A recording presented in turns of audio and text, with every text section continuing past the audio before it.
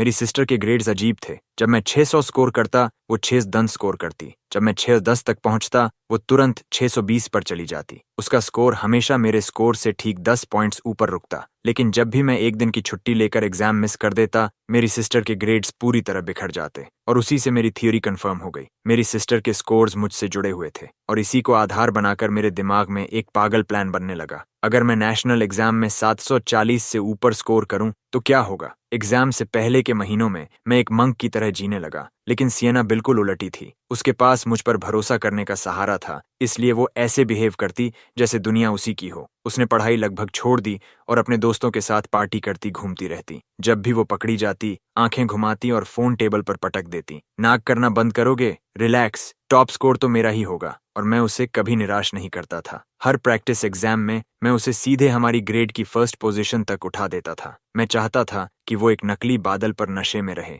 जबकि मैं चुपचाप 741 के करीब पहुंचूं। सीनियर ईयर का दूसरा हिस्सा मुझे एक कुंद ब्लेड की तरह काटता रहा। हर दिन मैं सुबह 5 बजे उठता, रात 12 बजे सोता और बीच में खाने और बाथरूम ब्रेक के अलावा बस प्रॉब्लम्स ग्राइंड करता रहता। मैं खुद को उस छोटे कमरे में बंद कर लेता जहां कभी धूप नहीं आती थी और एक ऐसी मशीन की तरह भागता रहता जो कभी नहीं रुकती। सियना का कमरा ठीक बगल में था। मैं उसे दोस्तों के साथ वीडियो कॉल्स पर हंसते सुनता या किसी शो पर चीखते हुए। कभी कभी वो जानबूझकर वॉल्यूम बढ़ा देती, जैसे मुझे चिढ़ा रही हो कि वो जो चाहे कर सकती है। लेकिन मुझे फर्क नहीं पड़ता। मैंने बहुत पहले ही हर आवाज को इग्नोर करना सीख लिया था। मेरे दिमाग में सिर्फ एक नंबर घूम रहा था, 741। वो मेरे सीने में ठोकी गई एक कील जैसा था और हर बार जब मेरा मन हार मानने का करता, मैं उस पर और जोर से दबाव डालता। वही दर्द मुझे जागते रखता था। मार्च में सियना बार बार मेरे कमरे में आने जाने लगी। पहले मैंने ज्यादा ध्यान नहीं दिया, शायद वो कुछ ढूंढ रही हो, लेकिन फिर मुझे महसूस हुआ कि कुछ गलत था। वो मुझे अलग नजरों से देखने लगी। उसकी आंखों में सस्पिशन था,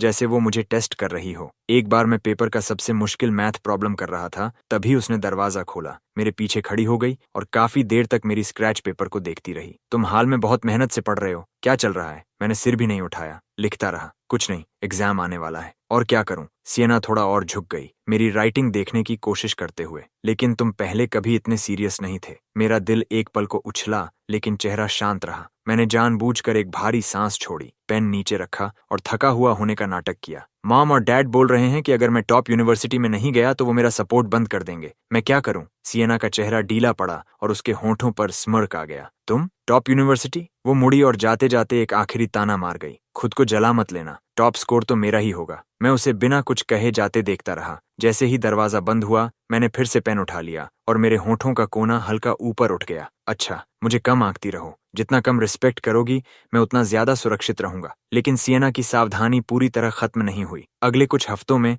वो मेरी पढ़ाई के बारे में सुराग ढूंढने लगी। वो पूछती कि कौन से सब्जेक्ट्स मेरे लिए मुश्किल हैं, प्रैक्टिस एग्जाम्स में मेरे कितने मार्क्स आ रहे हैं। कभी कभी वो सिर्फ मेरा कॉन्फिडेंस हिलाने के लिए बातें करती। मैं उसकी हर चाल का जवाब देता। हर प्रैक्टिस एग्जाम में जानबूझकर अपने स्कोर्स रोक कर रखता। टॉप 5 में रहता। न ज्यादा चमकदार न सस्पिशियस, मेरा असली वेपन छुपा रहता। सबसे मुश्किल प्रॉब्लम टाइप्स और सबसे ट्रिकी टेक्निक्स, मैं उन्हें सिर्फ रात में अकेले प्रैक्टिस करता। काम खत्म होने के बाद मैं अपनी स्क्रैच पेपर्स टुकड़ों में फाड़ देता और टॉयलेट में फ्लश कर देता। कोई निशान नहीं छोड़ता। एक रात में कंपटीशन लेवल प्रॉब्लम्स कर रहा था, तभी लिविंग रूम से आवाजें आईं। मॉम और सियना बात कर रही थीं। मैंने दरवाजा थोड़ा खोला और सुनने लगा। सियना, क्या मार्क हाल में खुद पर बहुत दबाव डाल रहा है? मैं उसे हर दिन कमरे में बंद देखती हूँ, वो खाने तक बाहर नहीं आता। सियना ऐसे हंसी जैसे ये कोई बात ही नहीं थी। मॉम, आप किस बात की चिंता कर रही हो? चाहे वो कितनी भी मेहनत कर ले, वो आखिर कितनी दूर जाएगा? वो जितना स्कोर करेगा, मैं उससे 10 पॉइंट ज्यादा स्कोर करूंगी। वो जितनी मेहनत करेगा, मेरा स्कोर उतना ऊपर जाएगा। हाँ हाँ हाँ, मेरी स्मार्ट गर्ल, उसे मेहनत करने दो। वो तो बेसिकली तुम्हारे लिए काम कर रहा है। दोनों हंसने लगीं। मैं हर शब्द सुनता रहा। मेरी मुट्ठियां इतनी कस गईं कि नाखून हथेलियों में ढंस गए, लेकिन ऊपर से मैं शांत रहा। मैंने चुपचाप दरवाजा बंद किया और वापस अपनी प्रॉब्लम्स पर लौट गया। अप्रैल की एक रात मैं हमेशा की तरह अपने कमरे में पढ़ रहा था। तभी मुझे दरवाजे के बाहर बेहद हल्की सी आवाज सुनाई दी। मैं तुरंत जम गया और ध्यान से सुनने लगा। कदमों की आहट इतनी धीमी, जैसे कोई चाहता हो कि उसकी आवाज बिल्कुल ना आए। फिर दरवाजे का हैंडल बहुत धीरे धीरे घूमने लगा। उसी पल मैं समझ गया, वो जासूसी कर रही थी। मैंने पीछे मुड़कर नहीं देखा। मैं ऐसे दिखाता रहा जैसे पढ़ाई में डूबा हूं, लेकिन उससे पहले ही मैं सामने रखी शीट बदल चुका था। असली एडवांस्ड मटेरियल मेरी ड्रॉअर में गहराई से बंद था। दरवाजा बस थोड़ा सा खुला और आंख के कोने से मैंने सियना का आधा चेहरा देख लिया। उसकी नज़र सीधे मेरी डेस्क पर घूम रही थी। मैंने जानबूझकर लंबी सांस छोड़ी और खुद से बड़बड़ाया, मैं ये फिर गलत कैसे कर गया? ये बहुत मुश्किल है। मैंने नोटबुक बंद की और थकने का नाटक करते हुए डेस्क पर झुक गया। धीरे से दरवाजा फिर बंद हुआ, कदमों की आवाज दूर चली गई। मैं सीधा बैठा और ठंडी हंसी हंसा। सिएना, जितना ज्यादा तुम मुझे देखती हो उतना ही साबित होता है कि तुम डरी हुई हो। तुम सबसे बेहतर जानती हो कि वो स्कोर्स तुम्हारे नहीं हैं। तुम सिर्फ एक पैरासाइट हो। मेरे बिना तुम कुछ भी नहीं हो। मई के प्रैक्टिस एग्जाम में मैंने 695 स्कोर किया। सिएना ने 705, ग्रेड में फर्स्ट। जिस दिन रिजल्ट आया उसने घर पर सेलिब्रेशन रखी। मॉम और डैड उसके आसपास घूम रहे थे, जैसे उसने पूरे परिवार का नाम रोशन कर दिया हो। डाइनिंग टेबल उसके पसंदीदा डिशेस से भरी थी और मैं कोने में चुपचाप बैठा खा रहा था, जैसे मेरा कोई अस्तित्व ही नहीं था। डैड ने चॉपस्टिक्स नीचे रखी और गर्व से सिएना को देखा। एक्सेलेंट वर्क सिएना, ऐसे ही जारी रखो। एग्जाम तुम्हारी मुट्ठी में है। यही मेरी बेटी है। स्मार्ट जीन्स फैमिली में चलते हैं। मॉम भी तुरंत बोल पड़ी, आवाज गर्व से भरी हुई। उन्होंने छुपाने की कोशिश तक नहीं की। सिएना ने मेरी तरफ देखा, होंठों पर मजाक उड़ाती मुस्कान थी। थोड़ी मेहनत और करो मार्कस, मुझसे बहुत पीछे मत रह जाना। मॉम और डैड के लिए शर्मनाक होगा। मैंने बस हल्की सी आवाज निकाली, कोई बहस नहीं। मैं चुपचाप खाना खाता रहा, लेकिन अंदर से मैं हंस रहा था। एंजॉय करो, सब महसूस कर लो, क्योंकि ये आखिरी बार है जब तुम चमकोगी। उस रात मैं बिस्तर पर लेटा था, आंखें पूरी खुली हुई। नेशनल एग्जाम के उन 2 दिनों की हर पॉसिबल सिचुएशन बार बार दिमाग में दोहरा रहा था। जून आया, नेशनल एग्जाम ठीक समय पर आ गया। एग्जाम से एक रात पहले सिएना दोस्तों के साथ शराब पीने बाहर गई। वो इसे प्री सेलिब्रेशन कह रही थी। मॉम ने उसे रोका तक नहीं, बल्कि उसके हाथ में पैसे भी रख दिए। तुमने बहुत मेहनत की है स्वीट हार्ट, जाओ मजे करो। मैं अपने कमरे के दरवाजे की दरार से ये सब देख रहा था, लेकिन मुझे कुछ महसूस नहीं हुआ, सिर्फ आयरनी। उस रात मैं 8 बजे ही सो गया। अलार्म सुबह 6 का लगाया। बिस्तर पर लेटा मैं अजीब तरह से शांत था, जैसे म्यान में रखा ब्लेड जो निकलने का इंतजार कर रहा हो। जो कुछ मैंने इतने समय दबाकर रखा था उसका हिसाब कल मिलेगा। अगली सुबह मैं ठीक समय पर उठा, थोड़ा ब्रेकफास्ट खाया और निकल गया। मॉम सिएना को एग्जाम हॉल छोड़ने गईं। मुझे बस आधे मन से बोली, अपना बेस्ट देना। मैंने बस सिर हिलाया। अब कुछ कहने का कोई मतलब नहीं था। ये आखिरी बार था, इसके बाद हमारे रास्ते अलग हो जाएंगे। एग्जाम पुरानी स्कूल बिल्डिंग में था। मेरी सीट तीसरी मंजिल पर थी, खिड़की के पास, जहां धूप अंदर आ रही थी। मैं बैठा और अपना सामान एक एक करके ठीक से रखा। मैंने गहरी सांस ली, आंखें बंद की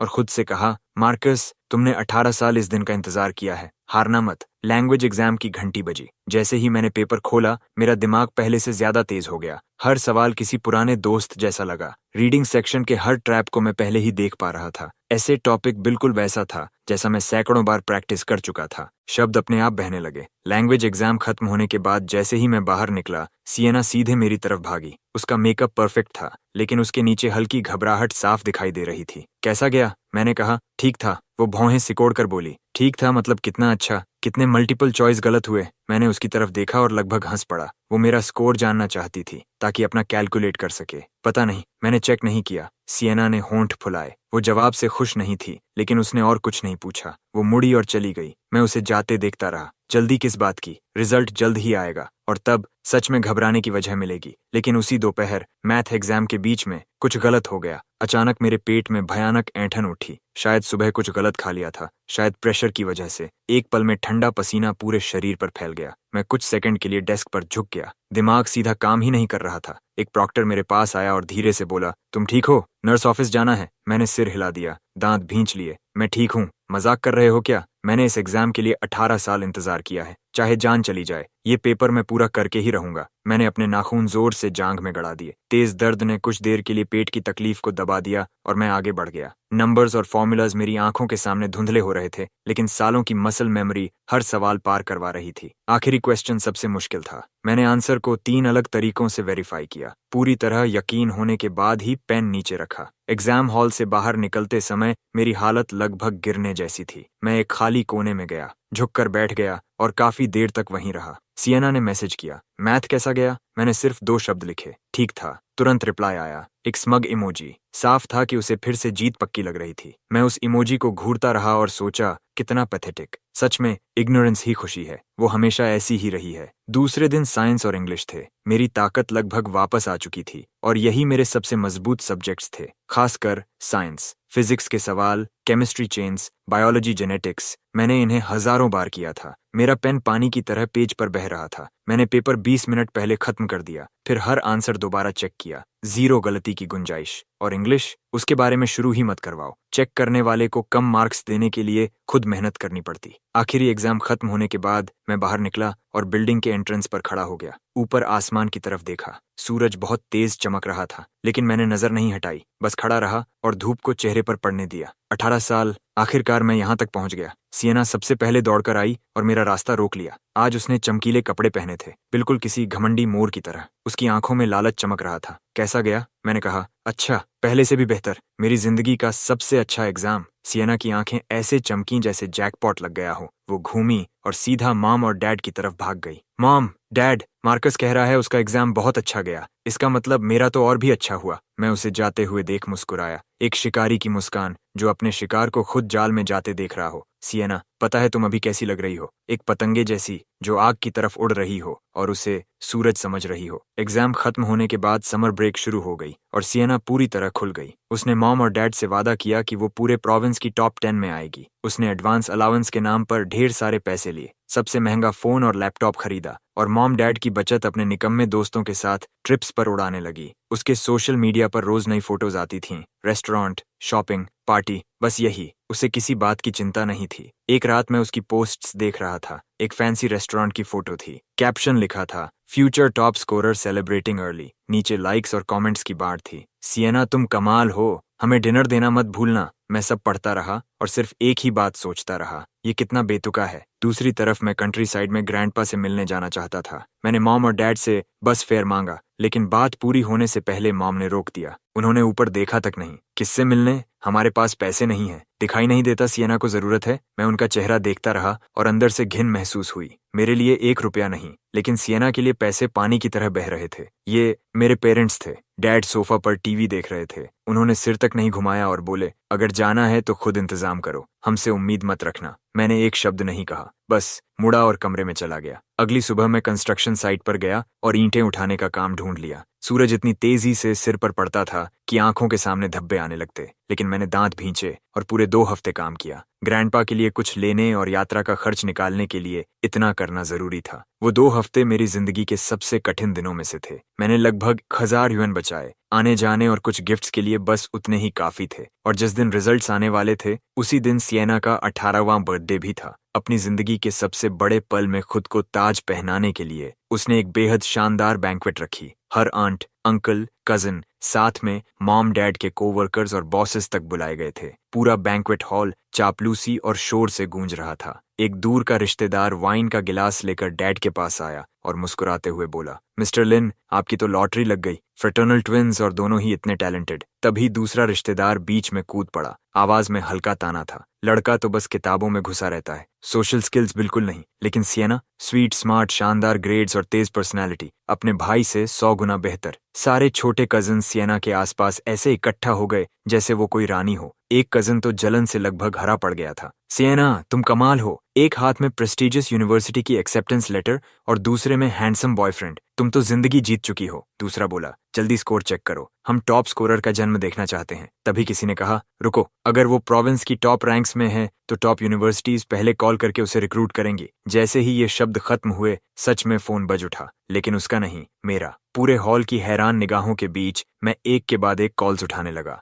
देश की टॉप यूनिवर्सिटीज के एडमिशंस ऑफिसर्स, एक के बाद एक। मैं हर किसी को शांति से धन्यवाद देता और कहता, मैं अपने ऑप्शंस ध्यान से कंसिडर करूंगा। सियना की आंखें लगभग बाहर निकल आईं। वो अपने पूरी तरह खामोश फोन को घूर रही थी। दांत भींचकर उसने जबरदस्ती मुस्कुराने की कोशिश की। सबसे बेस्ट हमेशा आखिर में आता है। आखिर स्कोर पोर्टल खुल गया। सब लोग सियना के आसपास जमा हो गए और लॉग इन करने के लिए बोलने लगे। मैं चुपचाप एक कोने में अपना पेज खोल रहा था। मुझे पता था क्या आने वाला है, लेकिन फिर भी इस पल में मेरी हथेलियां पसीने से भीग गईं। मॉम ने सबसे पहले मेरी तरफ देखा और सामान्य लहजे में पूछा, कितना आया? मैंने फोन उठाकर सबको दिखाया। आवाज शांत थी, 741। पूरा हॉल फट पड़ा। अंदर उमड़ती भावनाओं की लहर को मैंने जबरदस्ती रोक लिया। चेहरा पत्थर जैसा रखा। मैंने कर दिखाया, सच में कर दिखाया। मॉम 1 सेकंड के लिए रुकी, हल्का सा सिर हिलाया, दूसरी बार देखने की भी जरूरत नहीं समझी और सीधे सिएना की तरफ भागी। उनकी आवाज उत्साह से कांप रही थी। जल्दी, सिएना का तो इससे भी ज्यादा होगा। सिएना चारों तरफ से घिरी हुई थी, बचने की कोई जगह नहीं थी। कांपती उंगलियों से उसने कन्फर्म दबाया। अगले ही पल उसका चेहरा पत्थर बन गया। उसके चेहरे का एक्सप्रेशन अनमोल था, जैसे किसी ने उसे जिंदा मक्खी निगलने पर मजबूर कर दिया हो। स्क्रीन पर लाल रंग में 3 डिजिट्स चमक रहे थे, 757। सिएना की आवाज कांप रही थी। पूरा हॉल खामोश हो गया। एक अनजान रिश्तेदार अभी भी आंखें बंद करके खुशी में बोल रहा था, अरे वाह, 751, मार्कस से पूरे 10 पॉइंट ज्यादा। सिएना तो जीनियस है। फिर अचानक कोई बोला, रुको, मैक्सिमम स्कोर तो 750 है ना। हवा जैसे जम गई। सिएना घबरा गई। मेकअप के बीच से ठंडा पसीना बहने लगा। ये सिस्टम ग्लिच है, बहुत लोग एक साथ चेक कर रहे होंगे। सिस्टम क्रैश हुआ है। वो पागलों की तरह बार बार रिफ्रेश करने लगी। 1 बार, 2 बार, 3 बार, लेकिन वो शापित 751 ऐसे जड़ा हुआ था जैसे पत्थर में ठोक दिया गया हो। किसी ने कहा, दूसरे फोन में चेक करो, शायद कैश इश्यू है। सिएना ने किसी का फोन ऐसे छीना जैसे वो उसकी आखिरी उम्मीद हो, लेकिन रिजल्ट वही था, 751। वो एक एक्स्ट्रा पॉइंट उसके चेहरे पर किसी बड़े थप्पड़ की तरह पड़ा। तभी बैंक्वेट हॉल के दरवाजे खुल गए।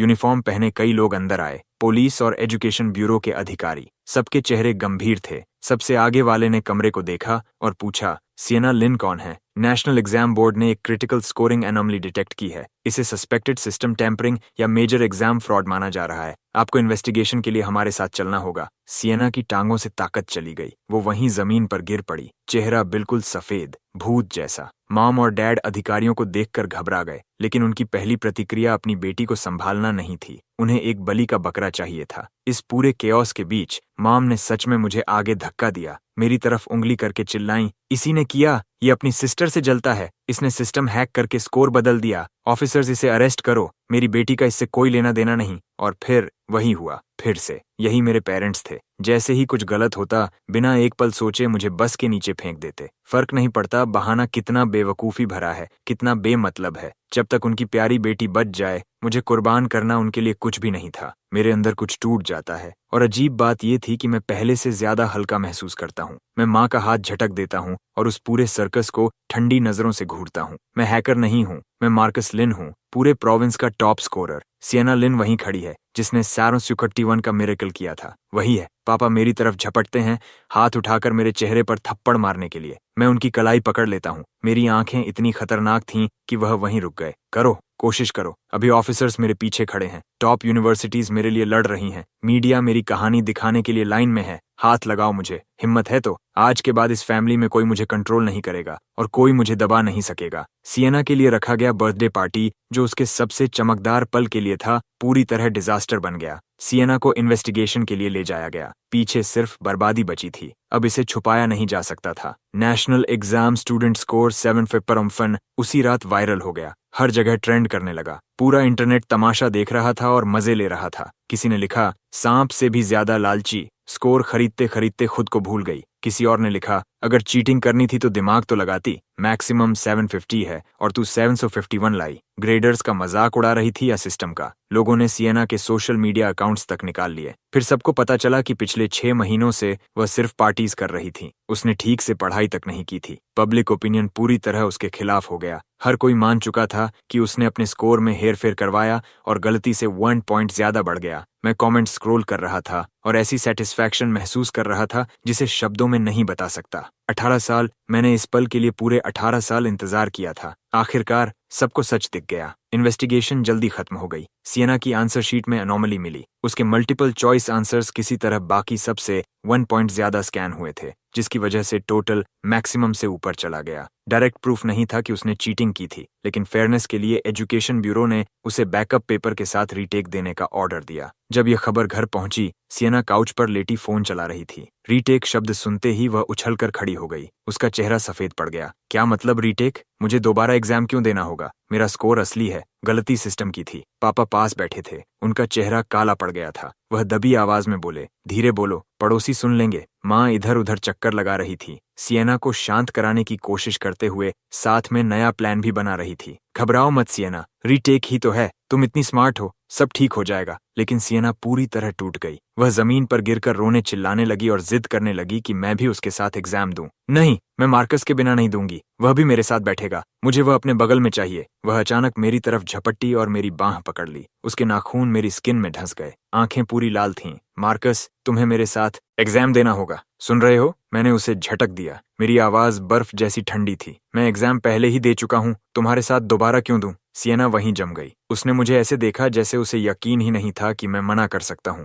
माँ तुरंत सिएना को पकड़कर एक तरफ ले गई। मार्कस, ये कैसा एटीट्यूड है? तुम्हारी बहन टूट रही है, क्या तुम उसकी मदद नहीं कर सकते? मार्कस, ये फैमिली रेप्यूटेशन का सवाल है, बस एक बार उसके साथ एग्जाम दे दो, इसमें बड़ी बात क्या है? मैं उन्हें देखता हूँ और मुझे ये सब एक साथ मजाकिया और दयनीय लगता है। Family reputation? ये सिएना की रेप्यूटेशन थी, इसका मुझसे कभी कोई लेना देना नहीं था। मैंने सिर्फ कहा नहीं। मैं मुड़ा, अपने कमरे में गया और दरवाजा बंद कर लिया। वह चाहे जितना नॉक करें, चाहे जितना चिल्लाएं, मैंने दरवाजा नहीं खोला। एजुकेशन ब्यूरो ने उनकी रिक्वेस्ट भी रिजेक्ट कर दी। आखिर में सिएना को फुल सुपरविजन में अकेले रीटेक देना पड़ा। Exam room city education bureau का कॉन्फ्रेंस रूम था। कैमरास 24 घंटे चालू थे और 3 प्रॉक्टर्स उसकी हर हरकत देख रहे थे ताकि इस बार कुछ गलत ना हो। रिजल्ट बिल्कुल वैसा ही निकला जैसा होना था। पूरी डिजास्टर। उसका रीटेक स्कोर 177। वह रैंडम गेस करके भी इससे ज्यादा ला सकती थी। शुरू से ही उसका असली लेवल लगभग 300 के आसपास था और पिछले 6 महीनों में वह सिर्फ डेटिंग करती रही, नंबर 1 बनने के सपने देखती रही, लेकिन एक बार भी किताब नहीं खोली। जिस दिन रिजल्ट आया,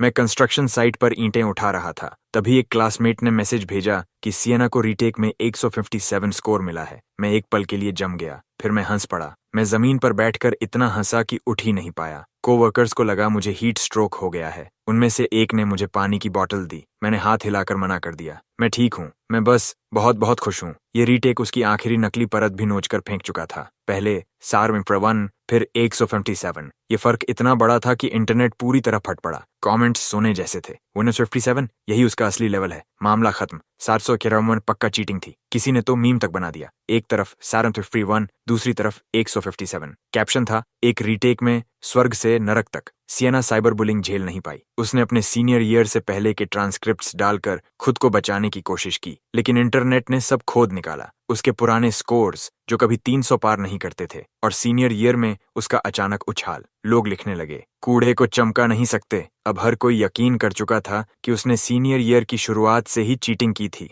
इतना ही नहीं, उन्होंने मेरे ट्रांसक्रिप्ट्स भी निकाल लिए। एलिमेंट्री स्कूल से लेकर हाई स्कूल तक हर बड़ा एग्जाम रिकॉर्ड बाहर आ गया। पहले दिन से टॉप 3, साल दर साल मजबूत। लोगों ने कमेंट किया, अब इसे कहते हैं असली चीज। कोई बोला, क्या ये सच में भाई बहन है? इतना बड़ा फर्क कैसे? दूसरा बोला, एक 750 मारता है और दूसरी 250 भी पार नहीं कर पाती। मैं कमेंट्स पढ़ता रहा और मेरे अंदर भावनाएं उलझ गईं। पहले मुझे लगता था अच्छे ग्रेड्स से मुझे पेरेंट्स की अप्रूवल मिलेगी, लेकिन फिर सच समझ आया, चाहे मैं कितना भी ऊंचा स्कोर करूं, उनकी नजरों में मैं कभी सिएना जितना नहीं बन सकता, क्योंकि उन्हें टैलेंटेड बेटा नहीं चाहिए था। उन्हें अपनी बेटी को ऊंचा उठाने के लिए एक टूल चाहिए था। जो टीचर्स और क्लासमेट्स पहले सिएना की पूजा करते थे, अब उसे प्लेग की तरह देखने लगे। हमारे पेरेंट्स तक जहां जाते, लोग पीछे बातें करते। नेबर्स लगातार गॉसिप करते रहते कि लिन फैमिली की बेटी फ्रॉड है, चीटिंग करके ऊपर पहुंची है। पूरी बदनामी। उन दिनों सिएना अपने कमरे में ऐसे छिपी रहती जैसे कोई बहिष्कृत इंसान हो। कर्टन्स पूरी तरह बंद। माँ उसके दरवाजे पर खाना छोड़ देती। वह किसी से मिलने तक को तैयार नहीं थी। दूसरी तरफ मैं अपना प्रेस्टीज मेडिकल स्कूल का एक्सेप्टेंस लेटर लेकर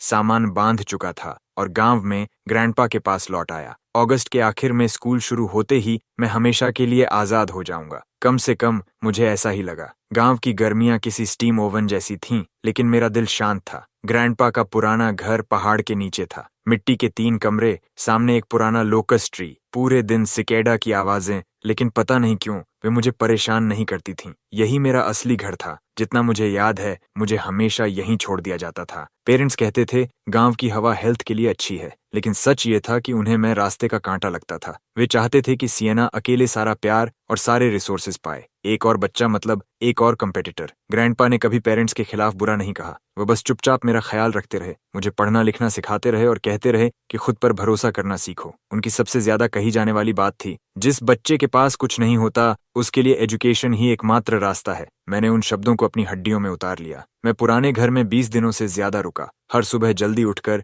ग्रैंडपा के साथ मुर्गियों को दाना खिलाता, सुबह कोर्टयार्ड में पढ़ाई करता, दोपहर में उनके साथ खेतों में घूमता, शाम को हम लोकस ट्री के नीचे बैठकर ठंडी हवा लेते। वह मुझे पुराने दिनों की कहानियां सुनाते, कैसे पापा बचपन में बहुत शरारती थे, कैसे माँ शादी के बाद बहुत मेहनती थीं। मैं उन अजनबी यादों को सुनता जैसे वह किसी और फैमिली की कहानी हो, क्योंकि मेरी यादों में मेरे पेरेंट्स कभी ऐसे नहीं थे। एक शाम चमकते चांद के नीचे ग्रैंडपा ने अचानक पूछा, नेशनल एग्जाम कैसा गया? मैंने कुछ पल सोचा और ईमानदारी से कहा, काफी अच्छा, मेरा ख्याल है। ग्रैंडपा ने सिर हिलाया। उनकी धुंधली आंखों में एक चमक थी। वह चांद की तरफ देखते रहे और कुछ देर चुप रहे। अच्छा है, अच्छा ही है, मेरे लिए बस इतना सुनना ही काफी था। उन्होंने आह भरी। उनकी आवाज भारी थी। ग्रैंडपा, इस जिंदगी में कभी कुछ नहीं बन पाया, तुम ही मेरे पास सब कुछ हो। मैंने सिर झुका लिया। मेरी नाक में चुभन होने लगी। पूरी जिंदगी में वही अकेले इंसान थे जिन्होंने मुझसे इस तरह बात की थी। वही अकेले थे जो सच में मेरे लिए सबसे अच्छा चाहते थे। ग्रैंडपा, जब मैं कॉलेज खत्म कर लूंगा और नौकरी कर लूंगा, मैं आपको अपने साथ शहर ले जाऊंगा। उन्होंने हाथ हिलाकर मना कर दिया,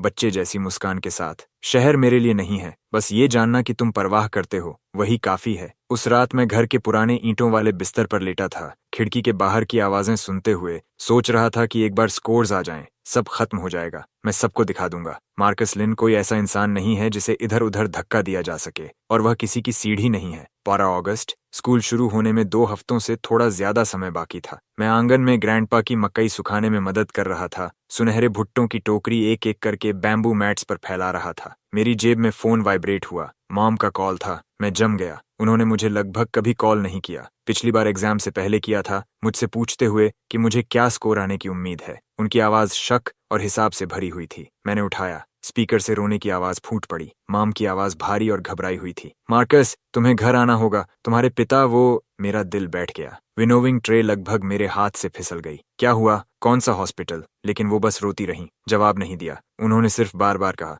घर आ जाओ, अभी घर आ जाओ। फिर कॉल कट गया। मैं वहीं खड़ा रह गया, दिमाग पूरी तरह उलझा हुआ। ग्रैंडपा घर से बाहर आए, मेरे चेहरे की हालत देखी और पूछा क्या हुआ। मैंने उन्हें बताया। उनका चेहरा भी बदल गया। उन्होंने मुझे सामान बांधकर निकलने को कहा। जो भी हो, वो तुम्हारे पिता हैं, तुम्हें जाकर देखना चाहिए। मैंने सिर हिलाया, अंदर गया और कुछ कपड़े अपने बैकपैक में ठूंस दिए। जैसे ही मैं बाहर निकला, ग्रैंडपा मेरे पीछे आए और कपड़े की एक गठरी मेरे हाथ में रख दी। वो भारी थी। इसे रखो, ये इमरजेंसी के लिए ग्रैंडपा ने बचा कर रखा था। अंदर मुड़े तुड़े छोटे नोट और कुछ बड़े नोट थे, कुल मिलाकर लगभग 2000 यूएन। ये उनकी रिटायरमेंट की बचत थी। अंडे और सब्जियां बेचकर एक एक पैसा बचाया था। मैंने वापस देने की कोशिश की, लेकिन वो पहले ही मुड़कर अंदर जा चुके थे। दरवाजे पर उनकी झुकी हुई परछाई बहुत छोटी लग रही थी। मैंने गठरी कसकर पकड़ ली। आंखें जलने लगीं। गांव से काउंटी सीट तक बस में 2 घंटे लगे, काउंटी से शहर तक ट्रेन में 3 घंटे, फिर एक्सप्रेस रेल बदलनी थी। पूरे सफर में लगभग 10 घंटे लगने वाले थे। मैंने अगली उपलब्ध बस पकड़ ली। उबड़ खाबड़ रास्ते पर चलती बस में बैठकर खिड़की के बाहर गुजरते नजारों को देखते हुए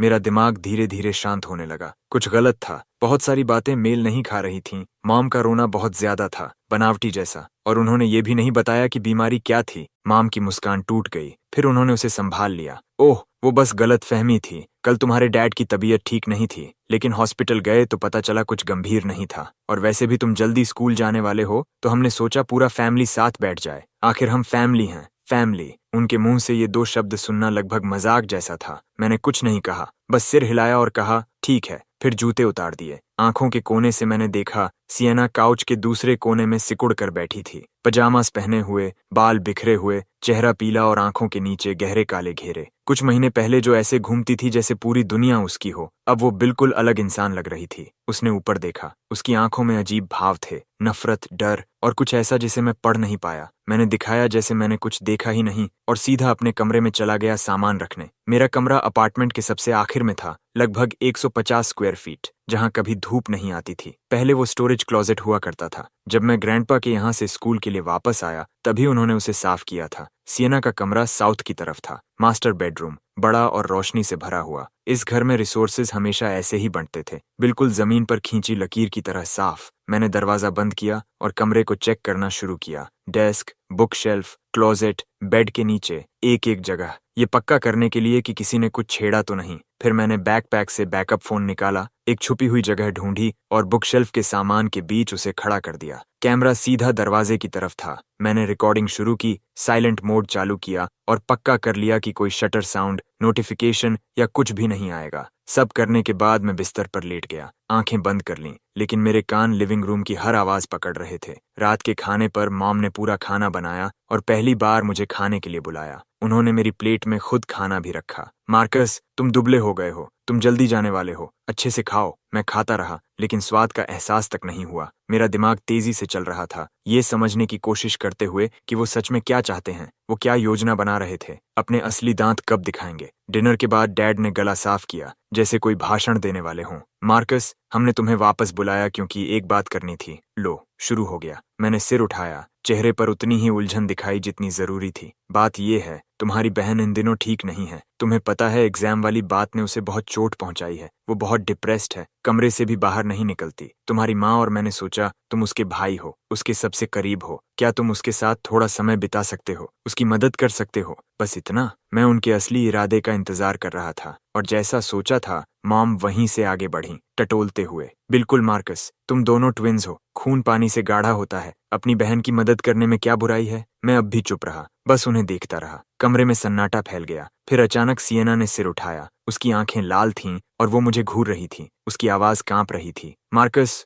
मुझे पता है मुझसे गलती हुई, ठीक है? मैं इस बारे में सोच रही थी। पहले जो भी हुआ, सब मेरी गलती थी। मुझे तुम्हारे साथ ऐसा नहीं करना चाहिए था। क्या तुम मुझे बस एक मौका और दे सकते हो? मैं लगभग हंस पड़ा। उसकी एक्टिंग बेहतर हो गई थी। अफसोस, मैं इसे खरीद नहीं रहा था। मैंने सीधा पूछा, तुम लोग मुझसे सच में क्या चाहते हो? मैंने पर्दा एकदम खींच कर हटा दिया। मेरे पास खेल खेलने का धैर्य नहीं था। मॉम और डैड ने एक दूसरे की तरफ देखा, जैसे तय कर रहे हों कि अब समय आ गया है। आखिर डैड ने अपने पत्ते खोल दिए। मार्कस, बात यह है, हमने एक प्लान सोचा है जिससे सियना भी कॉलेज जा सकती है। मैंने भौं उठाई, उन्हें आगे बोलने का इशारा दिया। सियना ने हमें एग्जाम स्कोर वाली बात बताई, वो 10 पॉइंट पैटर्न। शायद तुम हमसे बेहतर समझते हो। तुम दोनों के बीच कोई खास कनेक्शन है। जब तक तुम उसके साथ हो, उसके मार्क्स बढ़ जाते हैं। मेरा दिल झटका खाकर धड़क उठा। उसने सचमुच उन्हें ये राज बता दिया था। डैड उठकर मेरे पास आए, उनकी आवाज में कोई सवाल नहीं था। तो तुम्हारी माँ और मैंने बात की, क्यों ना तुम एक साल रुक जाओ, सीनियर ईयर दोबारा पढ़ो और अगले साल सियना के साथ एग्जाम दो।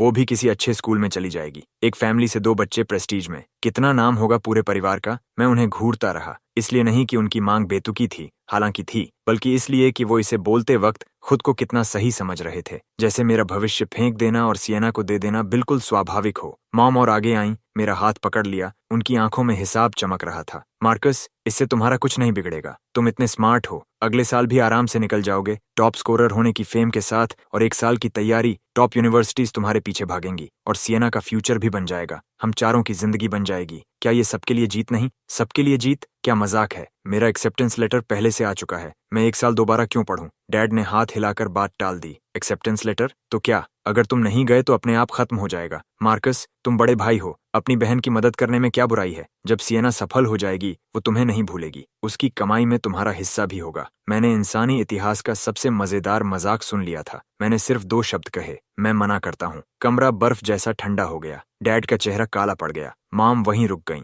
सियना ने अचानक सिर उठाया और उसकी आंखों की विनती ठंडी और जहरीली हो गई। डैड खड़े हुए और मेरे ऊपर झुक गए। आवाज में धमकी थी। मार्कस, ये कैसा रवैया है? हम शांति से बात करने की कोशिश कर रहे हैं और तुम सीधा मना कर रहे हो। मैं भी खड़ा हो गया और उनकी आंखों में देखते हुए बोला, तुम चाहते हो मैं प्रेस्टीज छोड़ दूं, उस इंसान की देखभाल करने के लिए जिसने नेशनल एग्जाम में 157 स्कोर किया और फिर अपने स्कोर से उसे टॉप यूनिवर्सिटी तक पहुंचाऊं? क्यों? मॉम चीख पड़ी। क्योंकि वो तुम्हारी बहन है और तुम उसके भाई हो। अपनी बहन की मदद करना ही भाई का काम होता है। मैंने 18 साल तक उसकी मदद की है। जिस दिन हम पैदा हुए थे, उसी दिन से तुमने उसे सब कुछ दिया। तुमने मुझे गांव में फेंक दिया और भूल गए कि मेरा भी अस्तित्व है। अब उसने खुद अपनी जिंदगी बर्बाद कर ली और अचानक तुम्हें याद आ गया कि तुम्हारा एक बेटा भी है। अब तुम चाहते हो कि मैं उसका गंद साफ करने के लिए अपना फ्यूचर फेंक दूं? डैड ने मेज पर जोर से हाथ मारा। बर्तन उछल गए। मार्कस, अपनी जुबान संभालो। कौन सी जुबान? यही वाली। मैं ये नहीं करने वाला। मैं मुड़ा और अपने कमरे की तरफ चल पड़ा। मेरे पीछे सियना पागलों की तरह चीखी।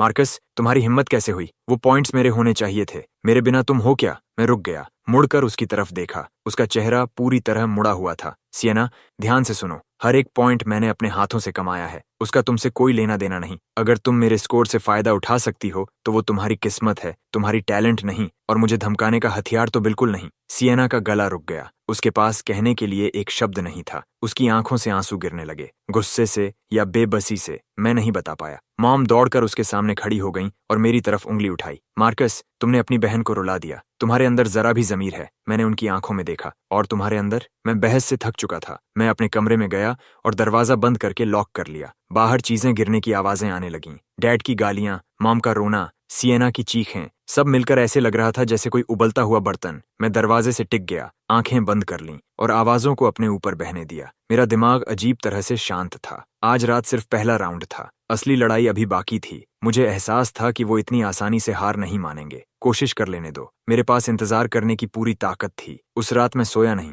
आंखें छत पर टिकी थीं और कान पूरी तरह सतर्क थे। रात के लगभग 2 बजे मुझे अपने दरवाजे के बाहर सरसराहट और फुसफुसाहट सुनाई दी। मैंने सांस रोक ली और सुनने लगा। मॉम और डैड थे। मॉम की आवाज बहुत धीमी थी, लेकिन मैं हर शब्द सुन पाया। जब वो सो जाए तब करते हैं, उसका सामान ले लेते हैं। उसके आईडी और एक्सेप्टेंस लेटर के बिना वो कहीं नहीं जा पाएगा। देखो, उसकी लाइट बंद है, वो जरूर सो गया होगा। आज रात करते हैं और इंतजार नहीं। कदम मेरे दरवाजे के पास आने लगे। मेरा दिल तेज धड़कने लगा, लेकिन मैं हिला तक नहीं। मैं गहरी नींद का नाटक करता हुआ बिल्कुल स्थिर पड़ा रहा। दरवाजे का हैंडल धीरे धीरे घूमने लगा। शुक्र है मैंने लॉक किया था। बाहर मॉम धीरे से गाली देने लगी। इसने कमबख्त दरवाजा बंद कर लिया। रहने दो, कल देखेंगे। वैसे भी ये कहीं नहीं जा रहा। कदमों की आवाज दूर चली गई। मैंने आंखें खोलीं और अंधेरे को घूरता रहा। मेरे अंदर एक ठंडी मुस्कान उभर आई। जैसा मैंने सोचा था, उन्होंने कभी मुझे जाने देने की योजना बनाई ही नहीं थी। जिस पल मैं उस दरवाजे से अंदर आया, उसी पल उनके जाल में कदम रख चुका था। लेकिन उन्हें ये नहीं पता था कि मैं तैयार होकर आया हूँ।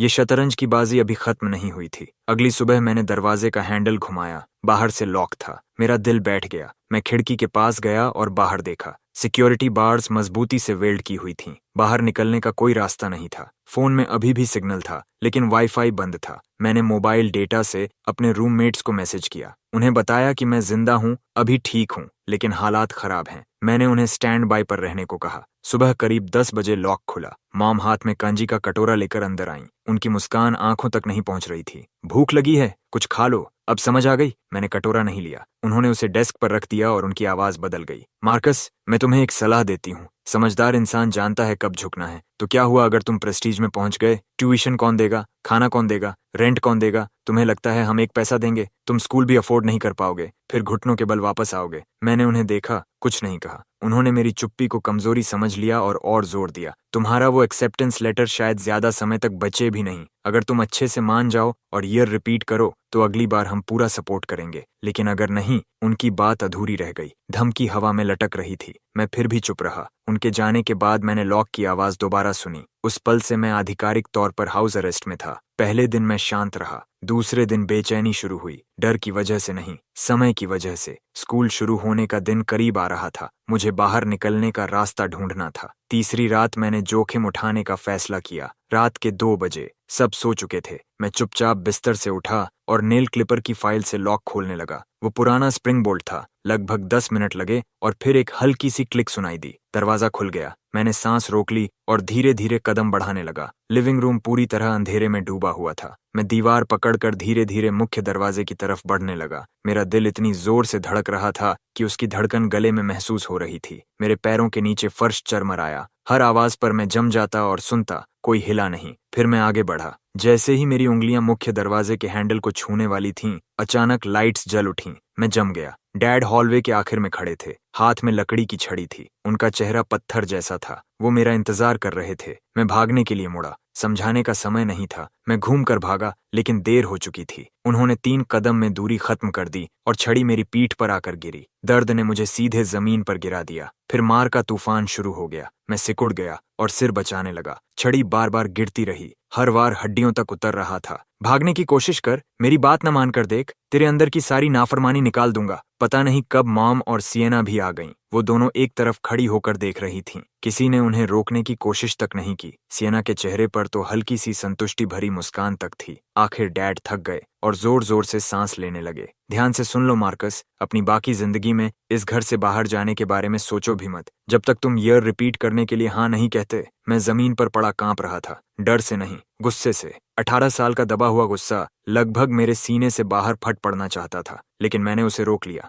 अभी नहीं, मेरे पास अभी काफी सबूत नहीं थे। मेरा बैकअप प्लान भी अभी तैयार नहीं था। वो मुझे घसीटकर वापस कमरे में ले गए और बिस्तर पर फेंक दिया। दरवाजे पर अब बाहर से नया पैडलॉक लगा दिया गया था। इस बार उसे खोलना नामुमकिन था। मैं बिस्तर पर पड़ा रहा। पीठ दर्द से जल रही थी, लेकिन वो दर्द मेरे दिमाग को और साफ कर रहा था। मार्कस, इतनी जल्दी किस बात की? तुमने 18 साल इंतजार किया है। कुछ दिन और सही, उन्हें अपनी छोटी जीत का मजा लेने दो। एक बार सबूत पूरे हो गए, उनमें से कोई नहीं बचेगा। अगले 2 दिनों तक मैंने साथ निभाने का नाटक किया। अब और भागने की कोशिश नहीं की। खाना लाते तो खा लेता, सोने का समय होता तो सो जाता। ऊपर से मैं टूटा हुआ लग रहा था। मॉम और डैड को लगा कि पिटाई काम कर गई। उनकी सावधानी थोड़ी ढीली पड़ गई, लेकिन दरवाजा अब भी बंद था। मैं बाहर नहीं जा सकता था। इन 2 दिनों में मैंने उनका रूटीन पढ़ना शुरू किया। कौन कब सोता है, कौन कब उठता है, हर छोटी चीज दिमाग में नोट करता गया, सही समय का इंतजार करते हुए। चौथी रात आखिर उन्होंने कदम उठाया। रात के 2 से 7 बजे मुझे लॉक खुलने की आवाज सुनाई दी। वो झिझक वाली आवाज नहीं थी, कोई सच में दरवाजा खोल रहा था। मेरी आंखें बंद रहीं,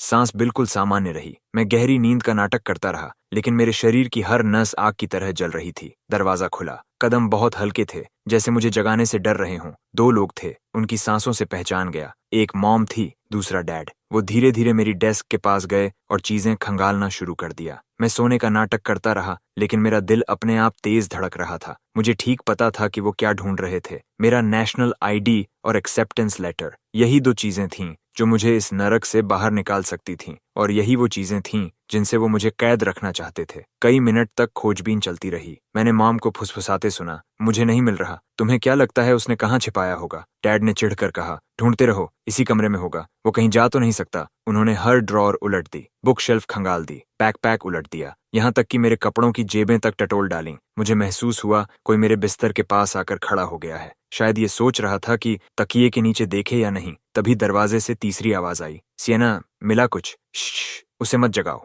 सिएना अंदर चली आई। उसके कदम मॉम और डैड से कहीं ज्यादा तेज थे। जाहिर था उसे परवाह नहीं थी कि मैं सुन रहा हूं या नहीं। मुझे महसूस हुआ वो मेरे ठीक पास खड़ी है और नीचे घूर रही है। उसकी नजर सांप जैसी ठंडी थी। मैं उसकी सांस तक अपने चेहरे पर महसूस कर सकता था। फिर उसकी आवाज अंधेरे को चीरती हुई आई, ठंडी और पूरी तरह यकीन से भरी। नाटक बंद करो, मुझे पता है तुम जाग रहे हो। मैं हिला तक नहीं, सांस बिल्कुल सामान्य रखी, लेकिन अंदर से गालियां दे रहा था। ये पागल लड़की खतरनाक हद तक तेज थी। सिएना ने ज्यादा जोर नहीं दिया, वो भी ढूंढने लगी, लेकिन उसके तरीके मॉम और डैड से कहीं ज्यादा बेरहम थे। चीजें हर तरफ फेंकी जाने लगीं। किताबें एक एक करके शेल्फ से खींचकर नीचे गिराई गईं। ड्रॉर्स तक बाहर खींचकर फेंक दिए गए। मैंने अपना नेशनल आईडी तकिए के कवर में सिले हुए एक गुप्त पॉकेट में छिपाया था और एक्सेप्टेंस लेटर को बहुत छोटा फोल्ड करके सूटकेस की लाइनिंग के अंदर सिल दिया था। मुझे लगा था कि वो कभी नहीं ढूंढ पाएंगे, लेकिन मैंने सिएना के जुनून को कम आंका था। उसने मेरा तकिया खींच लिया और पूरे पिलो केस को ऐसे टटोलना शुरू किया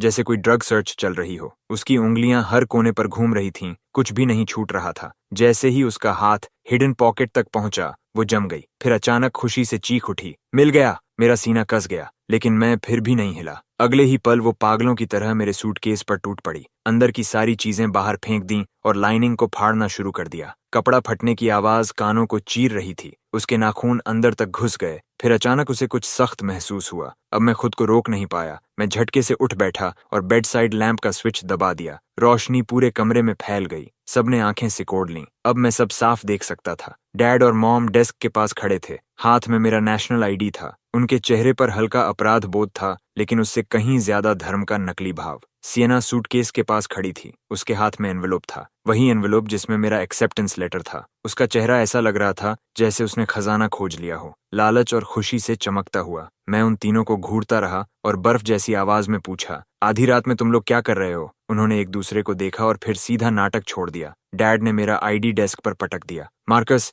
अब अच्छे बनने का खेल खत्म। सिएना ने हमें सब बता दिया। जब तक तुम पास रहते हो, उसका स्कोर बढ़ जाता है। तुम दोनों के बीच यही कनेक्शन है, इसे मान लो। मॉम एक कदम आगे आई। उसकी आंखों में धमकी और हिसाब किताब साफ दिख रहा था। मार्कस, मेरी बात सुनो। 1 साल और रुकने से तुम्हारा कुछ नहीं बिगड़ेगा। तुम इतने स्मार्ट हो कि अगले साल फिर से निकल जाओगे और सिएना भी कॉलेज चली जाएगी। एक परिवार के 2 बच्चे टॉप यूनिवर्सिटी में, इससे अच्छा और क्या होगा? मैंने कहा, नहीं, मैं अपना आईडी वापस लेने के लिए आगे बढ़ा, लेकिन डैड ने मुझे जोर से धक्का दे दिया। वो मेरी सोच से ज्यादा ताकतवर थे। मैं 2 कदम पीछे लड़खड़ाया और दीवार से जा टकराया। मेरी पीठ के घाव दर्द से चीख उठे। डैड मेरे बिल्कुल पास आ गए। उनकी आवाज ठंडी धमकी जैसी थी। ना कह रहे हो? तुम्हें लगता है तुम्हारे पास चॉइस है? आज से तुम कहीं नहीं जाओगे। तुम्हारे पास आईडी नहीं, लेटर नहीं, प्रेस्टीज नहीं, जा पाओगे। तुम यहीं रहोगे और रिपीट करोगे। अगले साल एग्जाम दे दो, फिर सब पहले जैसा हो जाएगा। फिर अपने उस प्यारे स्कूल में चले जाना। किसी का नुकसान नहीं होगा, किसी का नुकसान नहीं होगा। मुझे 1 साल बर्बाद करने पर मजबूर करना, मेरी पूरी जिंदगी की प्लान तोड़ देना, मुझे ऐसे इंसान की सीढ़ी बनाना जो खुद 200 भी नहीं ला सकती, और कहते हैं किसी का नुकसान नहीं होगा। मैंने गहरी सांस ली और गुस्सा दबा दिया। अभी फटने का समय नहीं था। मुझे और सबूत चाहिए थे। मैंने पूछा, तो तुम लोग आज रात मेरी चीजें जब्त करने आए थे? मॉम हंसी। अब उसे नाटक की जरूरत नहीं थी। जब्त? इस घर में सब कुछ तुम्हारे पेरेंट्स के अधिकार में है। तुम अभी बच्चे हो। इतनी जरूरी चीज हमारे पास रखने में क्या गलत है? मैं सियना की तरफ देखने लगा। वो एनवेलोप से एक्सेप्टेंस लेटर निकाल रही थी। उसके चेहरे पर बदले की खुशी चमक रही थी। उसने लेटर को ट्रॉफी की तरह ऊपर उठाया। फिर उसने कुछ ऐसा किया जिसे मैं जिंदगी भर नहीं भूलूंगा। उसने लेटर को दोनों हाथों से पकड़ा। उसकी आंखों में पागलपन भरी नफरत जल रही थी, और फिर मेरे सामने धीरे धीरे जानबूझकर उसे बीच से फाड़ दिया। रिप। आवाज तेज और चुभने वाली थी, जैसे कुछ टूट कर बिखर गया हो। लेकिन वो रुकी नहीं। उसने उसे बार बार फाड़ा, फिर से, जब तक वो कागज छोटे छोटे टुकड़ों में बदलकर बर्फ की तरह जमीन पर गिरने नहीं लगा। उसकी हर हरकत धीमी थी, जैसे वो हर पल का मजा ले रही हो। हर फाड़ के साथ उसकी मुस्कान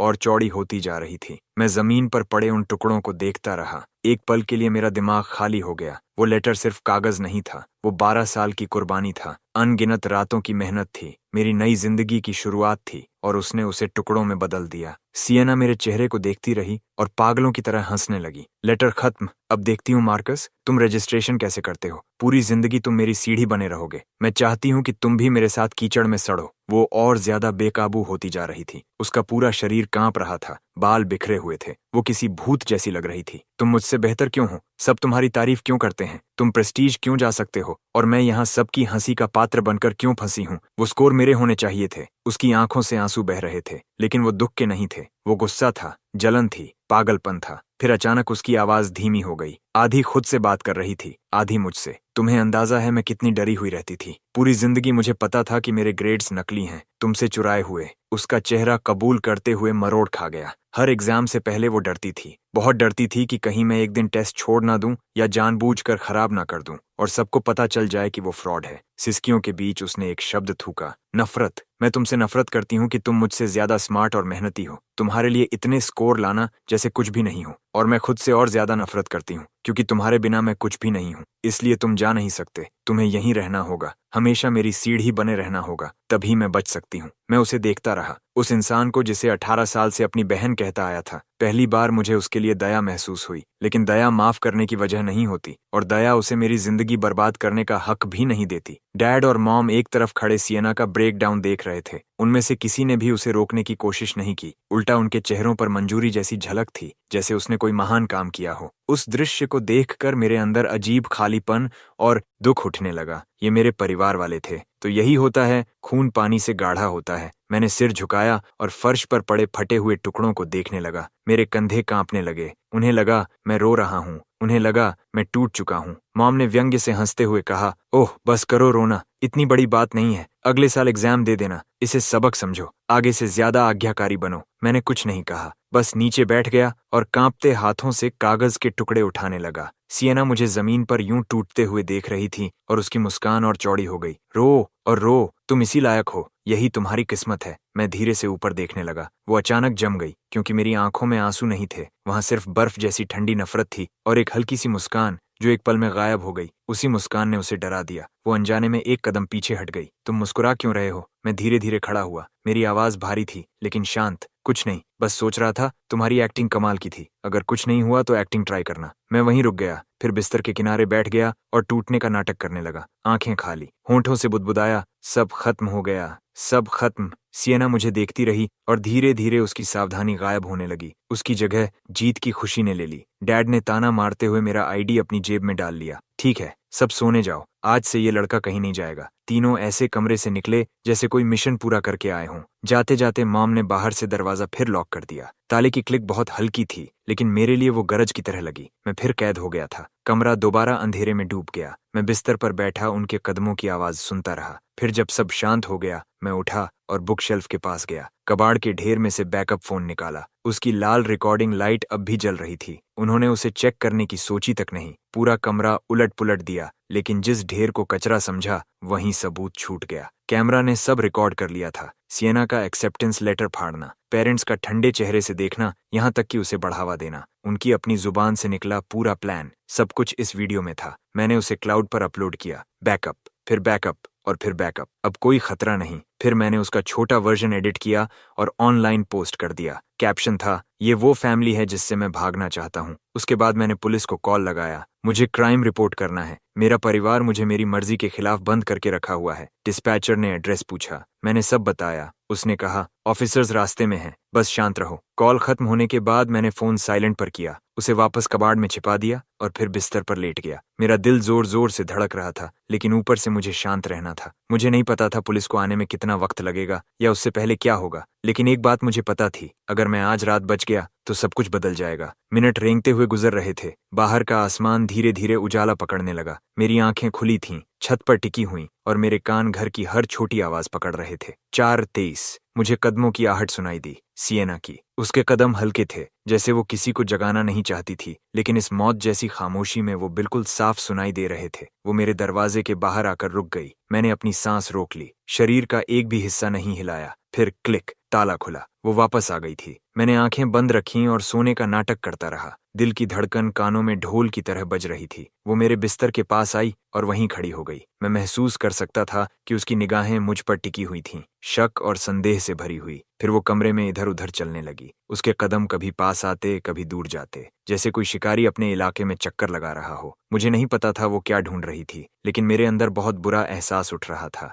फिर उसके कदम बुक शेल्फ के पास रुक गए। मेरा सीना कस गया। मुझे सामान खंगालने की आवाज सुनाई दी। वो कबाड़ के ढेर को उलट पुलट रही थी। मेरी उंगलियां चुपचाप कंबल कसकर पकड़ चुकी थीं। दिमाग तेजी से दौड़ रहा था। अगर उसे फोन मिल गया तो? तभी अचानक आवाज बंद हो गई। हवा तक जैसे जम गई। मुझे अपनी ही धड़कन सुनाई दे रही थी। ये क्या है? मुझे समझ आ गया, उसने उसे ढूंढ लिया था। सब खत्म। मेरी आंखें झटके से खुलीं। मैं सीधा उठकर बैठ गया। उसके हाथ में बैकअप फोन था। स्क्रीन पर लाल रिकॉर्डिंग डॉट अब भी चमक रहा था। उसके चेहरे पर पहले उलझन आई, फिर सदमा और फिर सीधा गुस्सा। मार्कस, तुम रिकॉर्डिंग कर रहे थे? वो पागल जानवर की तरह मुझ पर झपट्टी। मुझे बचने का मौका नहीं मिला। उसके नाखून सीधे मेरे चेहरे पर लगे। जलता हुआ दर्द उठा। मैंने उसकी कलाई पकड़ ली। हम दोनों उलझ गए। वो लड़की थी, लेकिन उस वक्त वो किसी पागल इंसान की तरह लड़ रही थी। उसकी ताकत डराने वाली थी। हमने नाइट स्टैंड गिरा दिया। लैंप नीचे गिरा और चकनाचूर हो गया। आवाज इतनी तेज थी कि मॉम डैड तुरंत जाग गए। डैड कमरे में घुसे,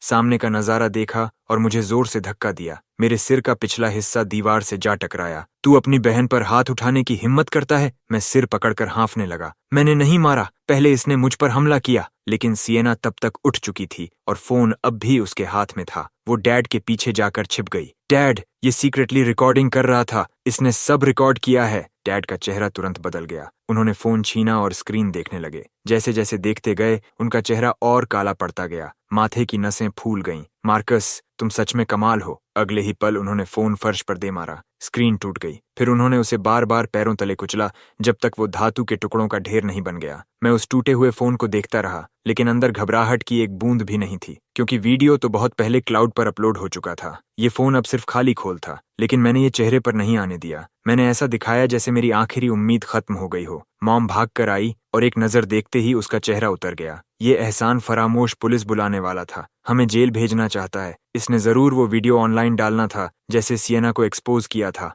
डैड ने बिना कुछ कहे मुझे जोरदार थप्पड़ मारा। मेरा गाल तुरंत सूज गया। होंठ के किनारे खून का स्वाद महसूस हुआ। सुन मार्कस, बात खत्म नहीं हुई। यहीं बैठा रह, कहीं जाने की कोशिश भी मत करना। पुलिस या इंटरनेट पर कुछ किया तो टांगें तोड़ दूंगा। वो गालियां देते हुए बाहर निकल गए और मॉम को मुझे देखने के लिए कहा। मॉम दरवाजे पर खड़ी रही। मार्कस, तुमने मुझे बहुत निराश किया है। जो हम कर रहे हैं, परिवार के लिए कर रहे हैं, तुम समझते क्यों नहीं? फिर वो भी चली गई। बाहर से फिर ताला लगा। इस बार उसने दरवाजे के सामने कुछ घसीटा। कुर्सी की आवाज आई। अब कमरा फिर मेरा था। चारों तरफ टूटा सामान फैला हुआ था। मैं दीवार से टिक गया। सूजे हुए चेहरे को छुआ और सोचा, इन्हें कोई अंदाजा नहीं कि पुलिस रास्ते में है। इन्हें नहीं पता कि वीडियो ऑनलाइन जा चुका है। इन्हें लगता है एक फोन तोड़ने से सब खत्म हो गया। इन्हें कुछ नहीं पता, असली तूफान तो अब शुरू होने वाला था। समय गुजरता रहा, आसमान और उजला हो गया। बाहर पक्षियों की आवाजें आने लगीं। करीब 6 बजे मुझे डैड का फोन बजने की आवाज सुनाई दी, फिर उनकी घबराई हुई आवाज, कौन सा वीडियो, किसने डाला? उसके बाद मॉम की चीख और सियना की रोने की आवाज। पूरा घर अराजकता में बदल गया। मुझे समझ आ गया,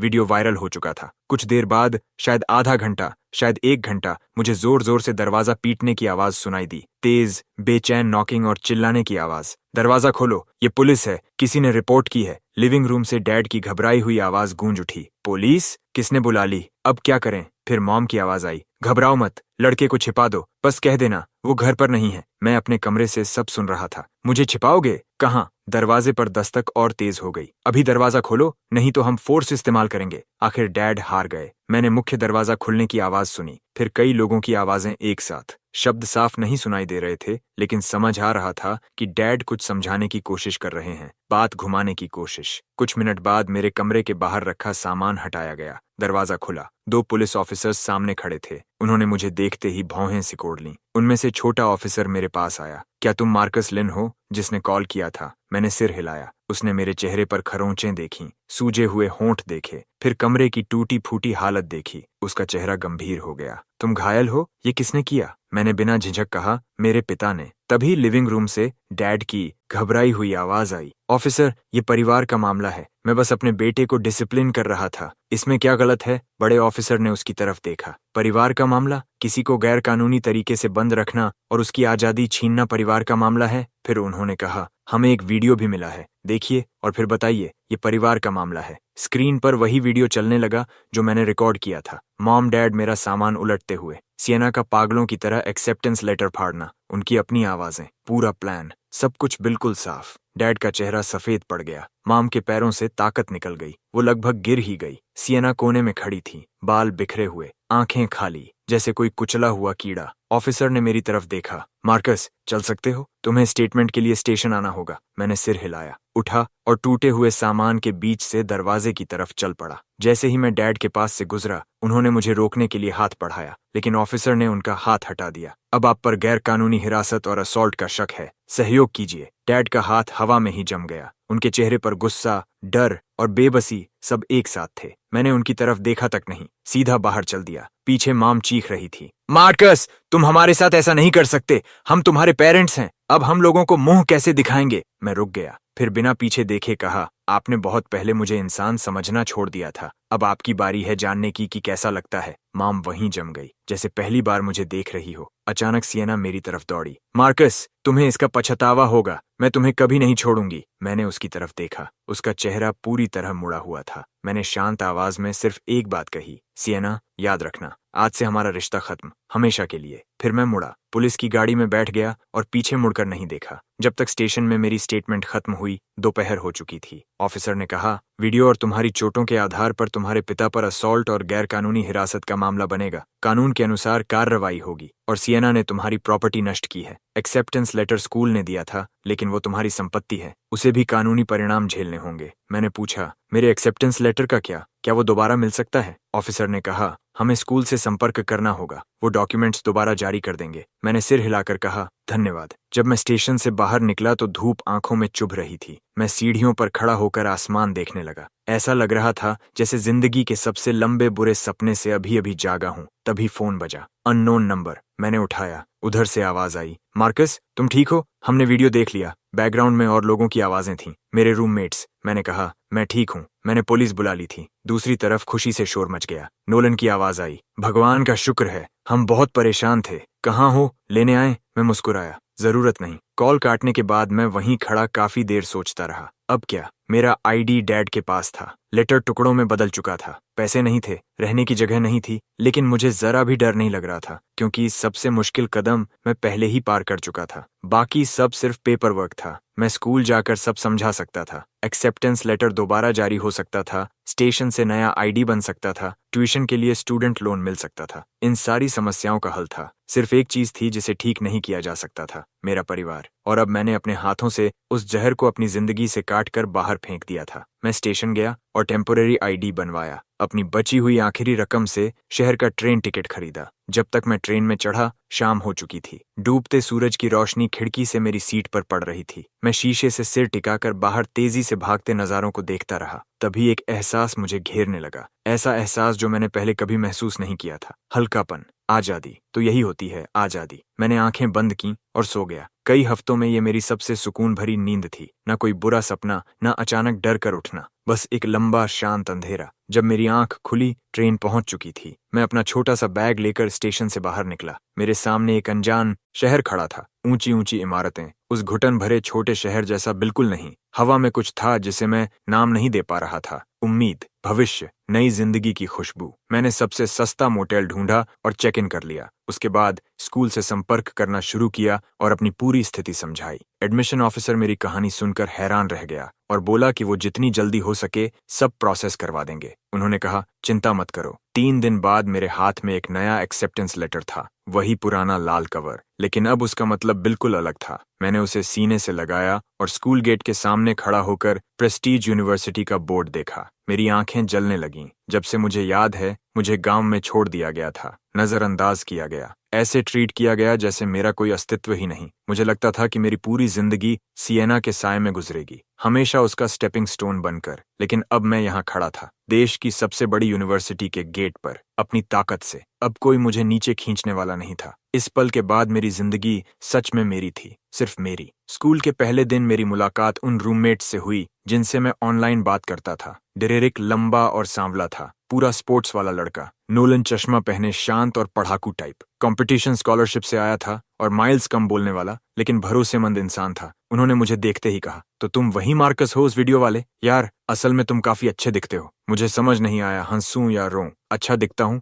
मेरा चेहरा अभी तक ठीक नहीं हुआ। नोलन पास आकर गौर से देखने लगा और बोला, अभी भी सूजन है, उन्होंने तुम्हें बहुत मारा था। माइल्स कुछ नहीं बोला। उसने बस अपने बैग से ऑइंटमेंट निकाली और मुझे दे दी। मैंने उसे लिया और सीने में गर्माहट सी फैल गई। मैंने धीरे से कहा, थैंक्स। उस रात हम चारों डॉर्म में घंटों बैठे बातें करते रहे। उन्होंने पूछा, बाद में क्या हुआ? मैंने कहा, पुलिस अभी भी मामला संभाल रही है, मुझे भी आउटकम नहीं पता। नोलन ने लंबी सांस छोड़ी। यार, तुम बहुत कुछ झेल चुके हो। माइल्स चुपचाप मेरे लिए पानी डालता रहा। बाद में हमने अपने मेजर, क्लब्स और अगले 4 साल के प्लान्स की बातें की, बिल्कुल आम कॉलेज किड्स जैसी बातें। तभी अचानक मुझे एहसास हुआ, यही होती है एक सामान्य जिंदगी। 18 साल का होना ऐसा महसूस होना चाहिए। उस रात मैं डॉर्म की बेड पर लेटा था, रूममेट्स के खर्राटे सुनते हुए, बाहर आती चांदनी को देखता हुआ। मुझे ग्रैंडपा की बात याद आई। जिस बच्चे के पास कुछ नहीं होता, उसके लिए एजुकेशन ही एक रास्ता होता है। ग्रैंडपा, मैं सफल हो गया। मैंने उन्हें कॉल किया और बताया कि मैं स्कूल पहुंच गया हूँ, सब ठीक है। उधर से वो खुशी में ठीक से बोल भी नहीं पा रहे थे, बस बार बार यही कहते रहे, अच्छा अच्छा, तुम कर गए, सच में कर गए। मैंने उन्हें कुछ नहीं बताया, नहीं चाहता था वो चिंता करें। बस इतना कहा कि कैंपस बहुत बड़ा और खूबसूरत है और कैफेटेरिया का खाना भी बहुत अच्छा है। वो बहुत खुश लगे। उन्होंने कहा, खूब मेहनत से पढ़ना और मेरी चिंता मत करना, मैं ठीक हूँ। कॉल कटने के बाद मैं वापस लेट गया और सोचा, जब मैं सक्षम हो जाऊंगा, ग्रैंडपा को अपने साथ रखूंगा, उन्हें वो जिंदगी दूंगा जिसके वो हकदार हैं। मैं उनका कर्जदार हूँ। वही अकेले इंसान हैं जिन्हें मैं जिंदगी भर लौटाना चाहता हूँ। कॉलेज लाइफ धीरे धीरे आगे बढ़ने लगी। मिलिट्री ट्रेनिंग, क्लासेस, क्लब्स, व्यस्त और भरी हुई जिंदगी, और मैं खुद को पूरी तरह पढ़ाई और कॉम्पिटिशन्स में झोंक चुका था, उन खोए हुए सालों की भरपाई करने के लिए। 1 महीने बाद मुझे पुलिस की तरफ से नोटिस मिला। डैड को अनलॉफुल इम्प्रिजनमेंट और असॉल्ट के लिए 3 महीने डिटेंशन की सजा मिली, हालांकि 6 महीने के लिए सस्पेंडेड। मॉम को अकॉम्प्लिस होने पर 15 दिन की एडमिनिस्ट्रेटिव डिटेंशन मिली और सिएना पर पर्सनल प्रॉपर्टी डिस्ट्रॉय करने का फाइन लगा और डैमेजेस भरने का आदेश दिया गया। सजा हल्की थी, लेकिन उनके लिए वही काफी थी, क्योंकि उस वीडियो ने उनकी रेप्यूटेशन पूरी तरह बर्बाद कर दी थी। डैड की नौकरी चली गई। मॉम बाहर कदम रखती तो लोग फुसफुसाते और उंगली दिखाते, और सिएना, उसका नाम इंटरनेट पर मजाक बन गया। 7 फुट यौन और देश की सबसे बड़ी यूनिवर्सिटी का एक्सेप्टेंस लेटर फाड़ना, बस यही 2 बातें उसकी जिंदगी बर्बाद करने के लिए काफी थीं। बाद में सुना उसे मेंटल हेल्थ प्रॉब्लम्स होने लगीं। उसे थेरेपिस्ट के पास भेजा गया, लेकिन मुझे डिटेल्स जाननी भी नहीं थी, ना इच्छा थी। उन्होंने मुझसे कांटेक्ट करने की कोशिश की, कॉल्स, मैसेजेस, माफी की भीख, चार्जेस हटाने की गुहार, वीडियो डिलीट करने की रिक्वेस्ट, लेकिन मैंने हर चीज को नजरअंदाज कर दिया। आखिरकार उन्होंने हार मान ली और फिर सन्नाटा छा गया। मेरी जिंदगी का वो चैप्टर एक बंद दराज बन गया जिसे मैं दोबारा कभी खोलना नहीं चाहता था। दिन सालों में बदल गए। फ्रेशमैन, सॉफ्टमोर, जूनियर ईयर मैं लगातार क्लास के टॉप 3 में रहा। स्कॉलरशिप्स जीती, पार्टी ज्वाइन की और 2 एकेडमिक पेपर्स भी पब्लिश किए। हर कोई कहता था मार्कस का फ्यूचर बहुत ब्राइट है। मैं मुस्कुरा देता और विनम्र बना रहता, लेकिन मैं जानता था कि इन उपलब्धियों की कीमत मैंने सब कुछ देकर चुकाई थी। हर देर रात, हर थकावट की लहर मुझे उस दलदल से और दूर ले जा रही थी। जूनियर ईयर के बाद की समर वेकेशन में मैं ग्रैंडपा से मिलने वापस गया। वो बहुत बूढ़े हो चुके थे, पीठ और झुक गई थी, बाल पूरी तरह सफेद हो चुके थे, लेकिन उनकी स्पिरिट अब भी मजबूत थी। मुझे देखते ही वो बच्चे की तरह खुश हो गए। मैं उनके साथ आंगन में बैठा, बिल्कुल बचपन की तरह। वो मेरे लिए मूंगफली छीलते रहे और मैं उन्हें स्कूल की बातें बताता रहा। धूप गर्म थी, लोकस ट्री की लंबी परछाइयां जमीन पर फैली थीं। अचानक ग्रैंडपा ने पूछा, क्या तुम अब भी अपने पेरेंट्स से कांटेक्ट में हो? मैंने कहा नहीं। वो कुछ पल चुप रहे और फिर बोले, जो भी हो वो तुम्हारे माता पिता हैं। चाहे उन्होंने कितना भी गलत किया हो, जिंदगी उन्होंने ही दी है। मैंने धीरे कहा, ग्रैंडपा, मैं समझता हूँ आप क्या कहना चाहते हैं, लेकिन कुछ चीजें सिर्फ कह देने से माफ नहीं होती। उन्होंने मुझे बहुत गहराई तक चोट पहुंचाई थी। ग्रैंडपा ने दबाव नहीं डाला। मैं मजबूर नहीं करूंगा, तुम्हारी अपनी समझ है, तुम अच्छे हो, मेरे लिए बस वही काफी है। उस रात मैं फिर उसी पुराने ईंटों वाले बिस्तर पर लेटा था, वही बिस्तर जिस पर बचपन बिताया था, लेकिन अब मेरा दिल बदल चुका था। बाहर कीड़ों की आवाजें अब भी पहले जैसी तेज थीं, मगर इस बार वो अजीब तरह से सुकून दे रही थीं। यही मेरा घर था, ग्रैंडपा ही मेरा परिवार थे, बाकी सब मेरे लिए पहले ही मर चुके थे। सीनियर ईयर में मुझे एंट्रेंस एग्जाम दिए बिना ग्रेजुएट स्कूल में एडमिशन मिल गया। मैं प्रेस्टीज यू में मास्टर डिग्री के लिए रुक गया और कई बड़ी कंपनी से इंटर्नशिप ऑफर्स मिलने लगे। सब कुछ सही दिशा में जा रहा था। ग्रेजुएशन वाले दिन मैं कैप और गाउन पहनकर स्कूल गेट के सामने खड़ा था और रूममेट से फोटो लेने को कहा। पीछे वही प्रेस्टीज यूनिवर्सिटी का बोर्ड था, बिल्कुल 4 साल पहले जैसा। लेकिन अब मैं वो टूटा हुआ लड़का नहीं था। मैं लंबा था, मजबूत था, आंखों का अंधेरा कॉन्फिडेंस में बदल चुका था। जख्म अब भी थे, लेकिन भर चुके थे। अब उनमें दर्द नहीं था, सिर्फ रास्ते की याद थी। डेरेरिक ने कंधे पर हाथ रखकर पूछा, तो अब क्या प्लान है मार्कस? मैंने मुस्कुराकर कहा, पहले ग्रेजुएट स्कूल, फिर जॉब, फिर ग्रैंडपा को अपने साथ रखूंगा। उसने हंसकर कहा, जब ऐसा हो जाए डिनर तुम्हारी तरफ से। मैंने कहा, डील। उस दिन हम चारों ने जरूरत से ज्यादा पी ली, अतीत और भविष्य की बातें करते रहे और डॉर्म में ही बेहोश होकर सो गए। अगली सुबह सिर फटा जा रहा था,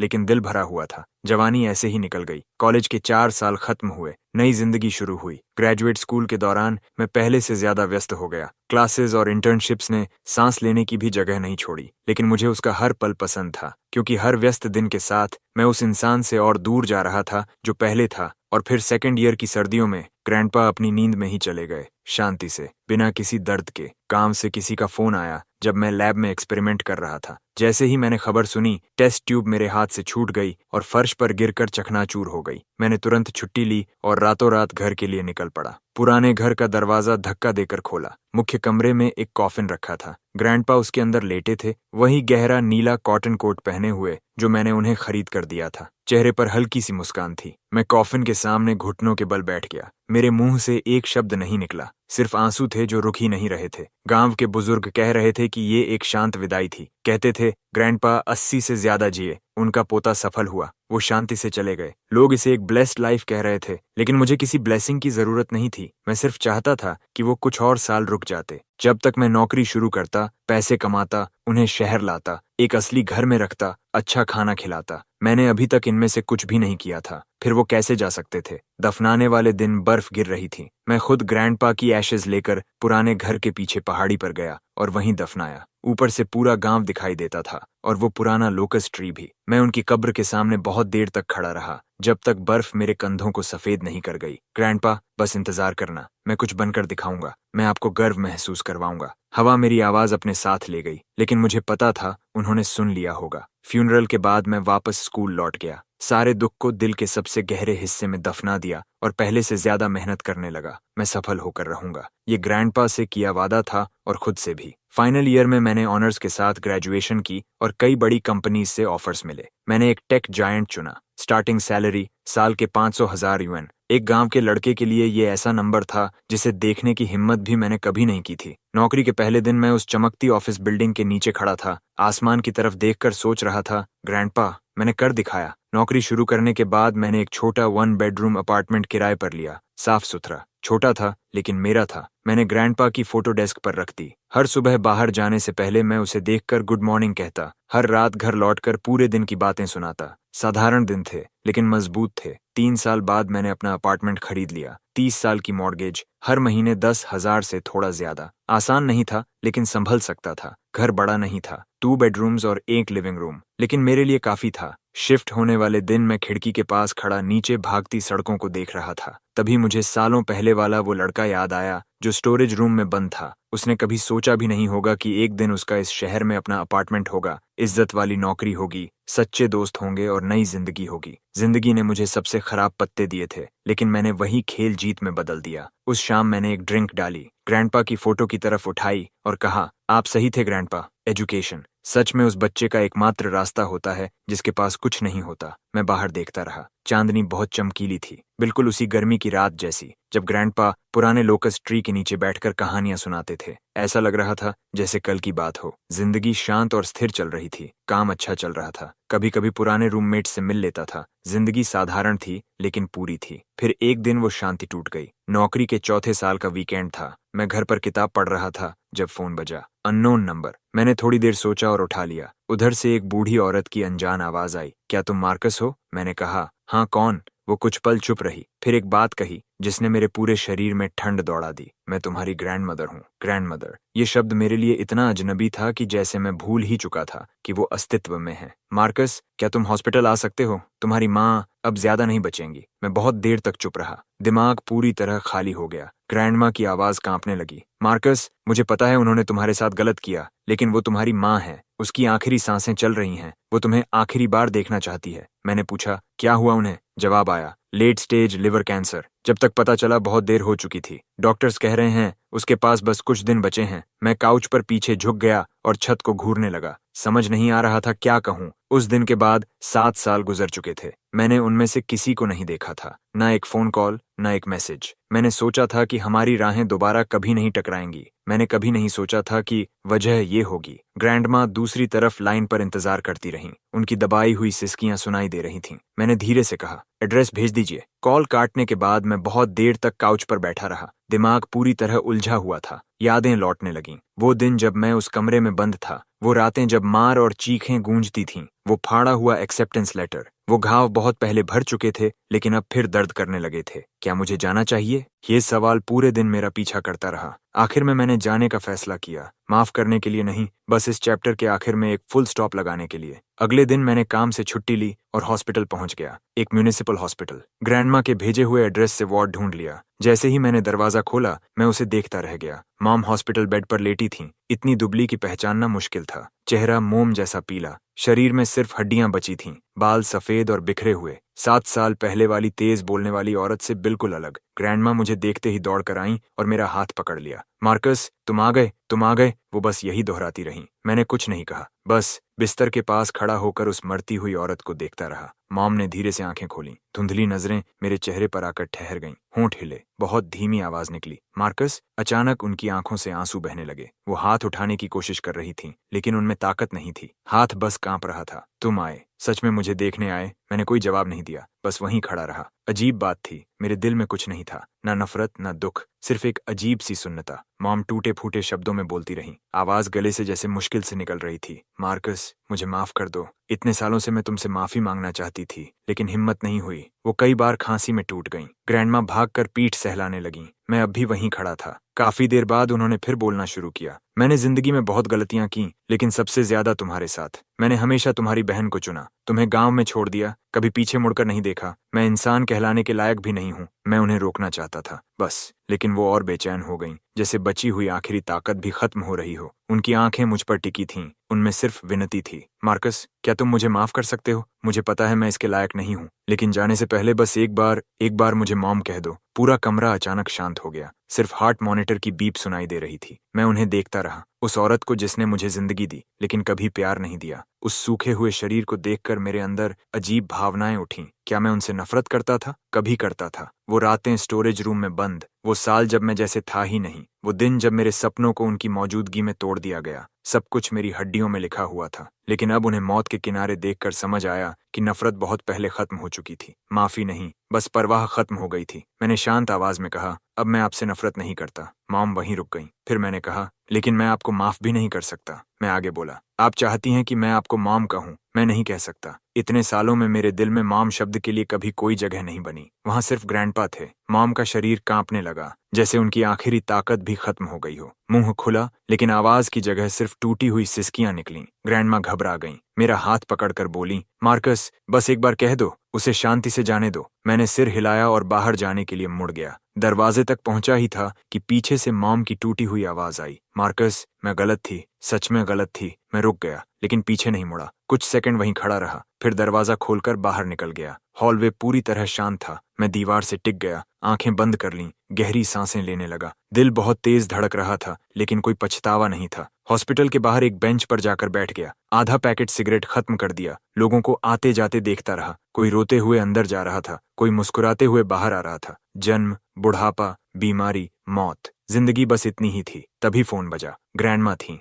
मैंने कुछ पल सोचा, फिर कॉल उठा ली। उनकी आवाज थकी हुई थी। मार्कस, मुझे दोष मत देना तुम्हें बुलाने के लिए। तुम्हारी माँ सच में आखिरी समय में है। मुझे पता है उन्होंने गलत किया, लेकिन उसे सच में पछतावा है। इन सालों में उसने एक दिन भी तुम्हारा नाम लेना नहीं छोड़ा। मैं चुप रहा। उस घटना के बाद उसे कभी एक भी सुकून भरी रात की नींद नहीं मिली। तुम्हारे पिता की नौकरी चली गई। वो पूरा दिन शराब पीते रहते थे। दोनों हर दिन लड़ते थे। आखिरकार उनका डिवोर्स हो गया। और तुम्हारी बहन, परिवार पूरी तरह टूट गया। मैंने पूछा, सियना का क्या हुआ? ग्रैंडमा कुछ पल चुप रहीं। उसका नाम भी मत लो, वो लड़की खत्म हो चुकी है। सब कुछ उजागर होने के बाद उस सदमे ने उसके अंदर कुछ तोड़ दिया। हालत लगातार बिगड़ती गई। अब वो साइकियाट्रिक फैसिलिटी में है। कभी अच्छे दिन, कभी बुरे। मैं सुनता रहा। मुझे कुछ महसूस नहीं हुआ, न संतोष, न दया, बस एक शांत एहसास कि कार्मा सच में होता है। मार्कस, मुझे पता है, लेकिन तुम्हारी माँ के पास सच में बहुत कम समय है। क्या तुम उसे देखने नहीं आ सकते? मैंने शांत आवाज में कहा, ग्रैंडमा, मैं आ चुका हूँ। मैंने उन्हें देख लिया। मैं बस इतना ही दे सकता हूँ। दूसरी तरफ ग्रैंडमा रोने लगी। तुम्हारा दिल इतना पत्थर कैसे हो गया? मैंने कहा,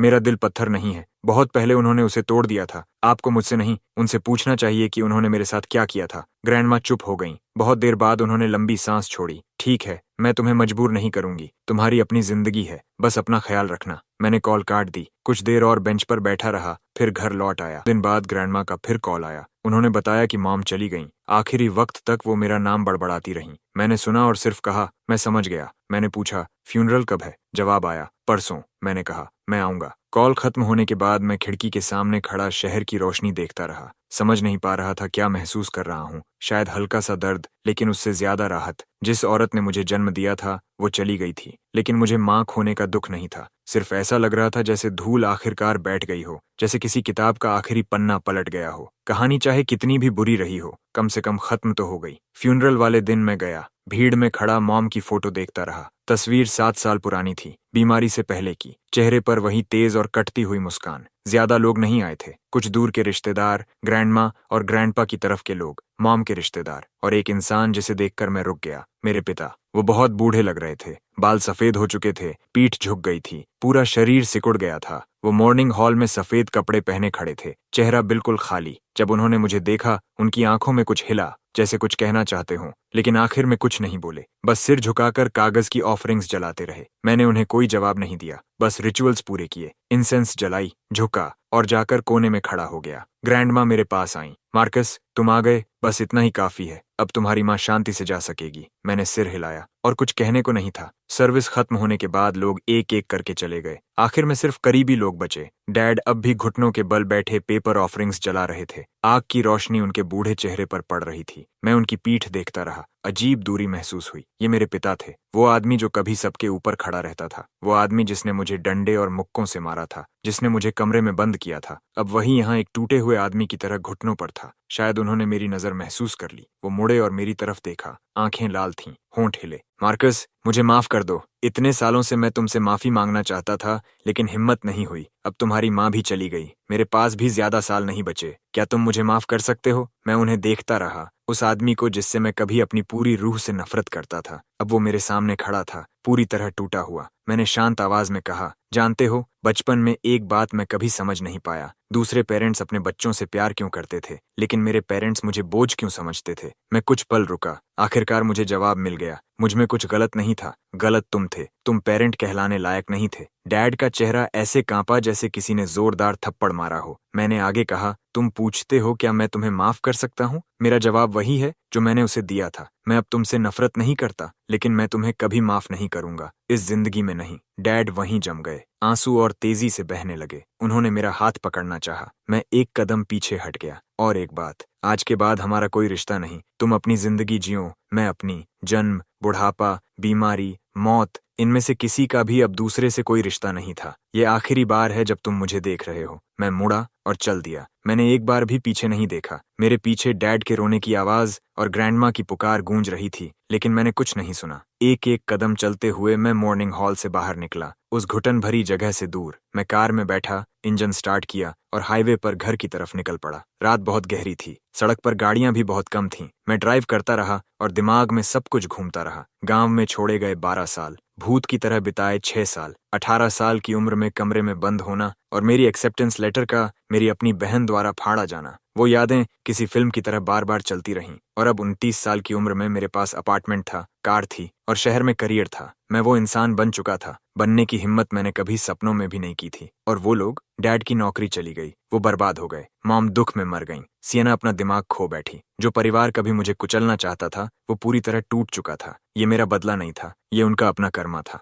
घर पहुंचने से पहले रास्ते में मैं एक रेस्ट स्टॉप पर रुका। रात की हवा में खड़ा होकर मैंने सितारों की तरफ देखा और अचानक ग्रैंडपा याद आ गए। पुराना लोकस ट्री और उनकी आवाज, जिस बच्चे के पास कुछ नहीं होता उसके लिए एजुकेशन ही बाहर निकलने का रास्ता है। ग्रैंडपा, मैं बाहर निकल आया। मैं वही बन गया जो आप चाहते थे। मेरी आंखें जलने लगीं, लेकिन मैंने आंसुओं को गिरने नहीं दिया। मैंने बस गहरी सांस ली, वापस कार में बैठा और ड्राइव करता रहा। सुबह 3 बजे मैं घर पहुंचा। बिस्तर पर लेटकर खिड़की से बाहर उजाला होते आसमान को देखता रहा। सीने में ऐसा हल्कापन था जो मैंने पहले कभी महसूस नहीं किया था। सारी कड़वाहट, प्यार और नफरत का वो उलझा जाल, आज के बाद उसका मुझसे कोई रिश्ता नहीं था। आखिरकार मैं अतीत छोड़कर नई जिंदगी शुरू कर सकता था। 1 साल बाद मुझे प्रमोशन मिला। मैं डिपार्टमेंट का सबसे कम उम्र का मैनेजर बन गया और सैलरी दोगुनी हो गई। उसी साल मेरी मुलाकात किसी से हुई। उसका नाम रेन था। वो बगल वाले डिपार्टमेंट की डिजाइनर थी, खूबसूरत। जब वो मुस्कुराती थी तो उसकी आंखें आधे चांद जैसी मुड़ जाती थीं। हम एक वर्क प्रोजेक्ट के दौरान मिले और जल्दी ही करीब आ गए। वो मेरे अतीत के बारे में सब जानती थी, हर दर्द, हर तकलीफ, लेकिन उसने कभी मुझे अलग नजरों से नहीं देखा। उसने सिर्फ सुना और कहा, उसमें तुम्हारी कोई गलती नहीं थी। तुमने जितना किया उससे ज्यादा कोई नहीं कर सकता था। उसी पल मेरे अंदर की एक खाली जगह भर गई, जिसके बारे में मुझे खुद नहीं पता था। हम साथ आए, डेटिंग शुरू हुई, साथ रहने लगे और फिर प्रपोजल तक पहुंच गए। उस दिन मैं उसे गांव ले गया, ग्रैंडपा की कब्र के पास। मैं घुटनों पर बैठा और कहा, ग्रैंडपा, ये मेरी गर्लफ्रेंड है, इसका नाम रेन है। ये बहुत अच्छी इंसान है, मैं इससे शादी करना चाहता हूँ। रेन मेरी बगल में खड़ी थी, आंखें लाल थीं और उसने भी घुटनों पर बैठकर 3 बार झुककर प्रणाम किया। उस दिन हवा बहुत तेज चल रही थी। कब्र के आसपास की जंगली घास हिल रही थी और मुझे लगा जैसे ग्रैंडपा जवाब दे रहे हों, अच्छा अच्छा अच्छा, मेरा पोता कामयाब हो गया। जब मैं 32 साल का हुआ, हमारी शादी हो गई। छोटी सी शादी थी, सिर्फ कुछ करीबी दोस्त। मेरे सारे पुराने रूममेट्स वहां थे। डेरेक मेरा बेस्ट मैन था। रिसेप्शन में उसने बहुत ज्यादा पी ली और मेरे कंधे पर हाथ रखकर बोला, मार्कस, मैं तुम्हारे लिए बहुत खुश हूँ। आखिरकार तुम सफल हो गए। मैं मुस्कुराया, हाँ, आखिरकार। 1 साल बाद रेन प्रेग्नेंट हुई। 10 महीने बाद हमारी बेटी पैदा हुई। मैंने उसका नाम सीसी रखा। सी यानी रिमेम्बरेंस, ग्रैंडपा की याद में। जिस पल मैंने उसे पहली बार गोद में उठाया, मैं रो पड़ा। 30 साल से ज्यादा जिंदगी जीने के बाद पहली बार मैंने ऐसा एहसास महसूस किया। तो यही होता है खून का रिश्ता, यही होता है किसी के लिए जरूरी होना, यही फैमिली होती है। मैंने अपनी छोटी सी बेटी को देखा और कसम खाई कि मैं अच्छा पिता बनूंगा। मैं उसे कभी वो सब नहीं सहने दूंगा जो मैंने सहा। मैं उस जिंदगी ने जो मुझसे छीना था, मैंने वो अपने हाथों से वापस लिया और उससे भी ज्यादा। खुद को कभी मत छोड़ो, क्योंकि तुम्हें नहीं पता दूसरी तरफ तुम्हारे लिए कौन सा नजारा इंतजार कर रहा है।